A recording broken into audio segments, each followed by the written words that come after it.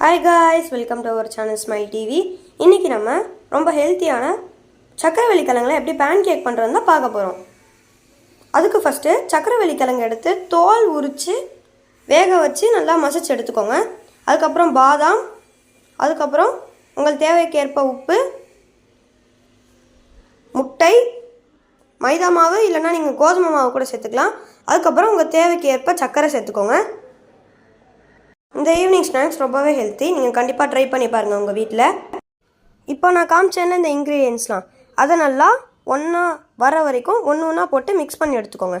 அதுக்கப்புறம் அடுப்பை சிம்மில் வச்சு உங்களுக்கு பட்டர் இல்லைனா நெய் ஊற்றி அதுக்கு மேலே நம்ம செஞ்சு வச்சுருந்தா இந்த பேன் கேக்கோட பேட்டரை ஊற்றிக்கலாம். உங்களுக்கு எவ்வளோ பெரிய சைஸ் வேணுமோ அந்தளவுக்கு நீங்கள் ஊற்றி செஞ்சுக்கலாம். இது ரொம்ப ரொம்ப ஹெல்த்தி. வீட்டில் உள்ள சின்ன பசங்களுக்கெல்லாம் நீங்கள் கொடுத்தீங்கன்னா ரொம்பவே விரும்பி சாப்பிடுவாங்க. இதில் நீங்கள் கடையில் விற்கிற மோல்டில் கூட வாங்கி பண்ணலாம்.